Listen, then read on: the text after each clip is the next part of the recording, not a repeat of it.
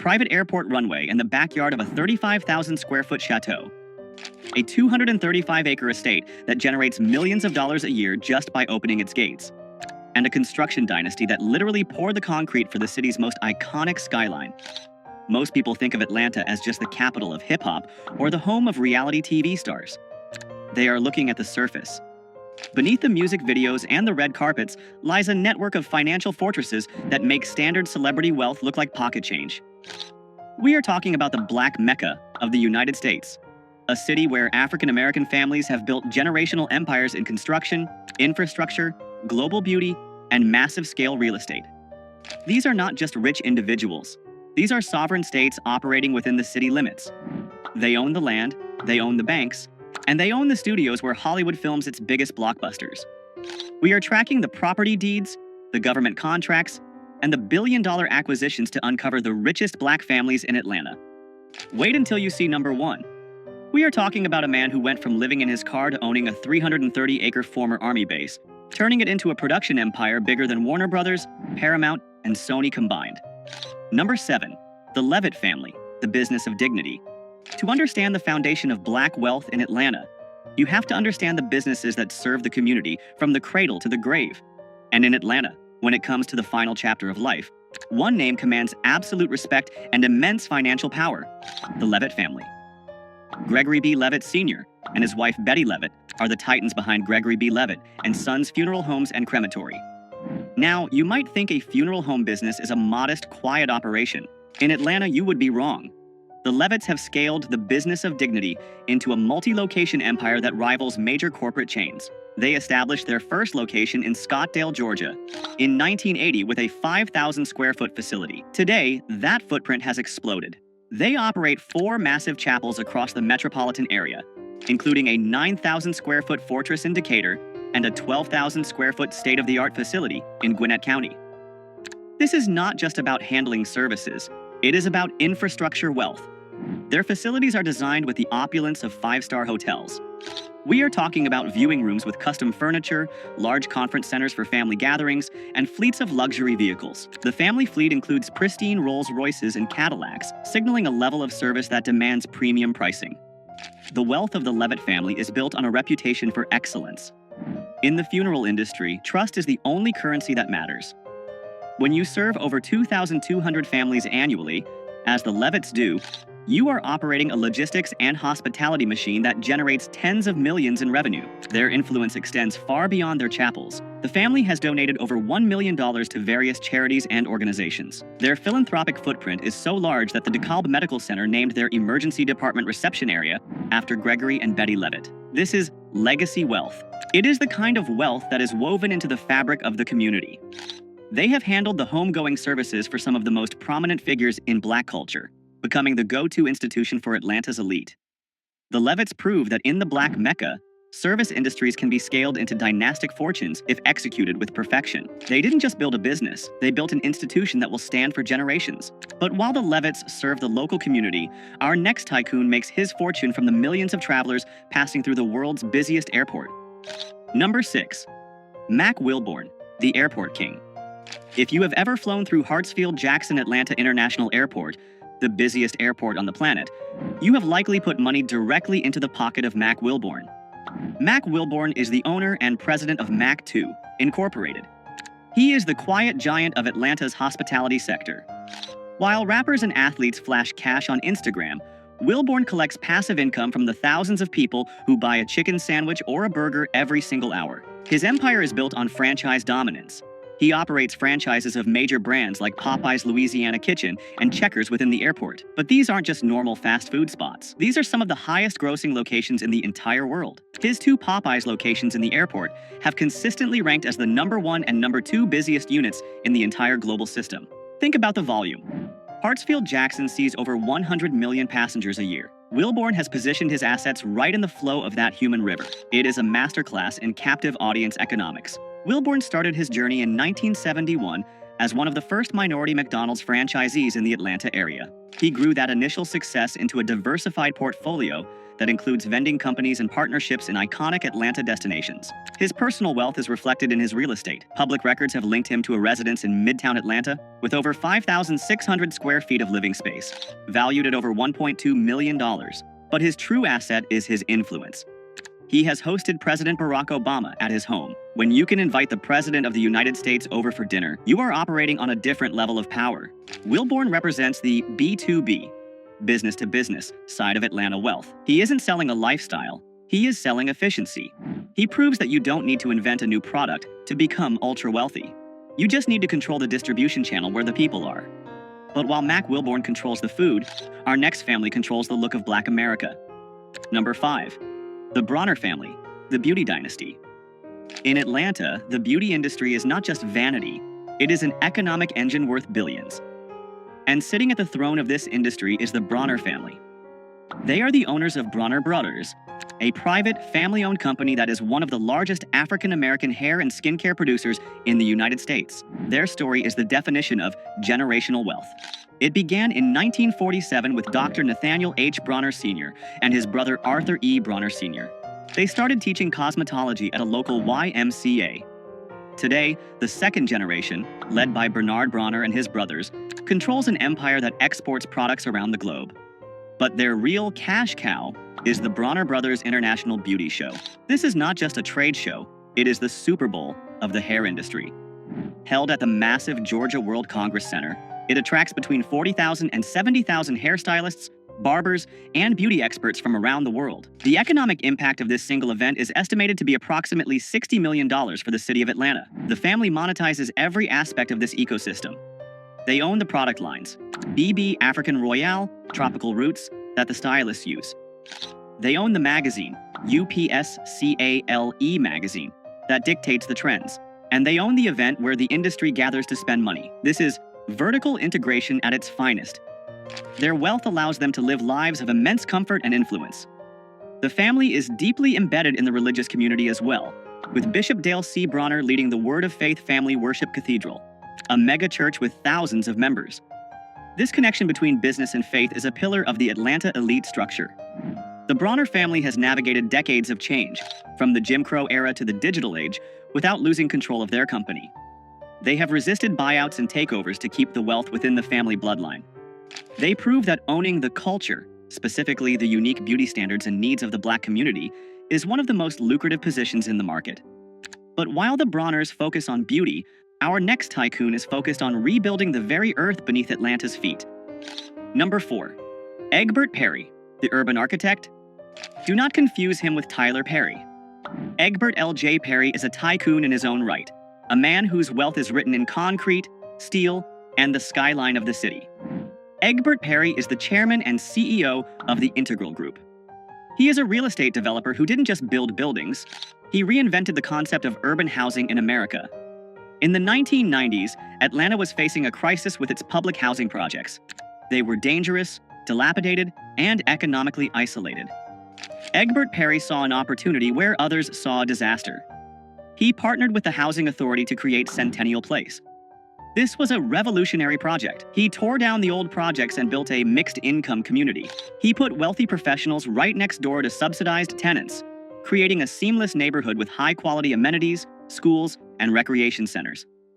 This model was so successful, it became the federal standard for housing redevelopment across the United States. Because of this vision, the Integral Group now controls a massive portfolio of real estate assets across the country. We are talking about master-planned communities, transit-oriented developments, and commercial infrastructure valued in the hundreds of millions, if not billions, of dollars in total project capitalization. Egbert Perry's personal influence is staggering. He has served as the chairman of the board for Fannie Mae, one of the most powerful financial positions in the entire country. He sits on the boards of major corporations and has been inducted into the Real Estate Hall of Distinction. His wealth is intellectual capital, converted into real asset capital. He lives a life of quiet, powerful luxury. Unlike the entertainers who flash cash, Egbert Perry moves in the boardrooms where the future of the city is decided. His company is currently involved in the redevelopment of the massive General Motors assembly plant site in Doraville, a project that will create a city within a city. He represents the technocrat wing of the Black MECCA. He is the engineer who figured out how to make gentrification and community development profitable. But if Egbert Perry is the modern developer, our next family is the historic bedrock upon which modern Atlanta was built. Number 3. The Russell family, the concrete dynasty. If you look at the Atlanta skyline, you are looking at the legacy of Herman J. Russell. The Russell family is perhaps the most important business dynasty in the history of Black Atlanta. Herman J. Russell, who passed away in 2014, founded H.J. Russell and Company in 1952. He started as a plasterer. He ended up as the man who built the Coca-Cola headquarters, the Georgia Dome, Turner Field, and major expansions of the Hartsfield-Jackson Airport. Today, the company is run by his children, Michael Russell, CEO, H. Jerome Russell, President, and Donata Russell Ross. They have successfully transitioned the wealth from the founder to the second generation, a feat that many families fail to achieve. Let's look at the scale of their operation. H.J. Russell and Company is consistently ranked among the largest minority-owned firms in the United States. They don't just pour concrete, they manage real estate, they develop affordable housing, and through Concessions International, led by Donata, they operate food and beverage units in major airports across the country. Their family seat is legendary.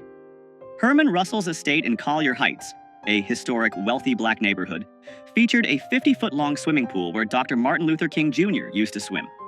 It was the boardroom of the Civil Rights Movement. Today, the children continue to expand the empire. Jerome Russell is heavily involved in the Russell Innovation Center for Entrepreneurs, RICE. This is a 50,000-square-foot business generator gifted by the family to the city. It is the largest center of its kind in the country dedicated to Black entrepreneurs. This is ecosystem wealth. The Russells aren't just rich, they are creating the infrastructure for the next 1,000 Black millionaires. Their personal real estate portfolios are vast, with holdings across Atlanta. They move with the confidence of a family that knows they literally built the walls the rest of the city lives behind. The Russell family proves that true power isn't just about having money in the bank, it's about having your name on the buildings. But now, we transition from the old money builders to the new money land barons. Our next entry is a rapper who realized that land is the only thing they aren't making any more of. Number 2. Rick Ross, the land baron of Fayetteville. Most rappers buy a mansion. Rick Ross bought a zip code. While he made his name in music, William Leonard Roberts II, known as Rick Ross, has pivoted into becoming one of the most asset-heavy celebrities in the South. His residence, which he calls the Promised Land, is the single largest private home in the state of Georgia. Let's break down the numbers because they are staggering. The estate sits on 235 acres of land in Fayetteville, just outside Atlanta. The main mansion is 54,000 square feet. It has 109 rooms. It features a dining room that can seat 100 people. It has a 350,000-gallon swimming pool, which is the largest residential pool in the United States. Ross bought this property from the legendary boxer Evander Holyfield for a reported $5.8 million in 2014. Today, with the renovations and the explosion in Atlanta real estate values, it is worth multiples of that figure. But here is the global status twist. Rick Ross doesn't just live there, he monetizes it. He turned his front lawn into a revenue stream. He hosts the Rick Ross Car and Bike Show, a massive annual event where thousands of people pay hundreds of dollars for tickets to see his car collection and walk on his grass. He turned his house into a convention center. And let's talk about that car collection. Ross owns over 100 cars, most of them classic Chevrolets and luxury Maybachs. He has a garage that looks like a museum, but he didn't stop at 235 acres. He recently spent another $4 million to buy an additional 87 acres adjacent to his property, expanding his kingdom even further. His business portfolio is equally dense. He owns over 25 Wingstop franchises. He owns Checkers and Rally's restaurants.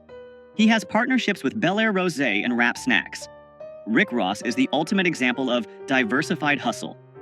He took the cash flow from rap music and poured it into tangible, hard assets, land, franchises, and classic cars. He cuts his own grass, literally, to save money and keep himself grounded, but he lives in a palace that was built for royalty.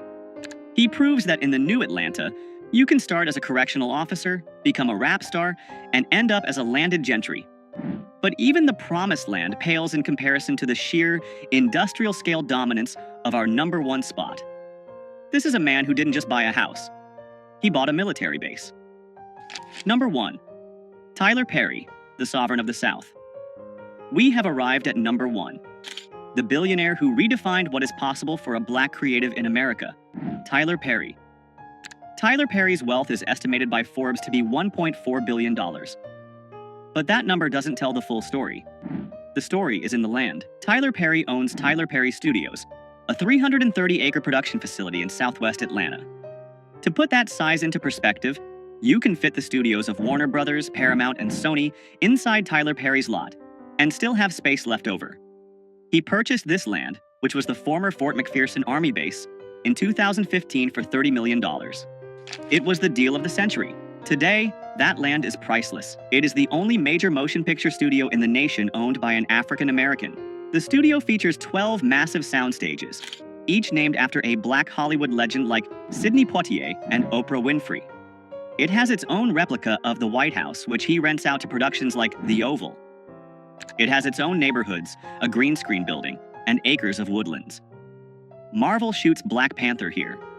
The Walking Dead filmed here. Every time a major studio needs a facility in the Hollywood of the South, they have to pay rent to Tyler Perry. But his personal lifestyle is just as astronomical. For years, he lived in a 17-acre estate in Buckhead that was so lavish it set records when he sold it. He sold it for $15 million to an evangelist, and it was later bought by Steve Harvey. This house featured a 70,000-gallon infinity pool and a ballroom underground. But Tyler Perry needed more space. He is currently building, and nearly finishing, a new massive estate near his studios that defies logic. Reports and aerial footage reveal a home that is more like a resort.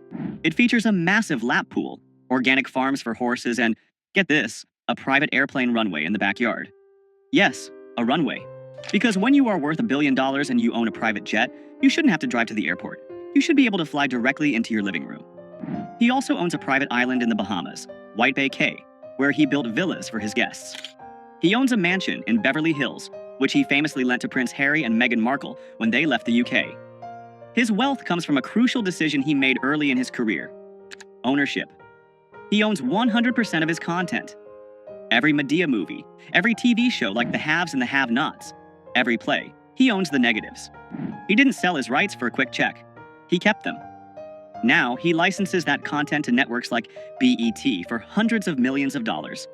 Tyler Perry is the ultimate manifestation of the Black MECCA dream. He came to Atlanta with nothing, sleeping in his car.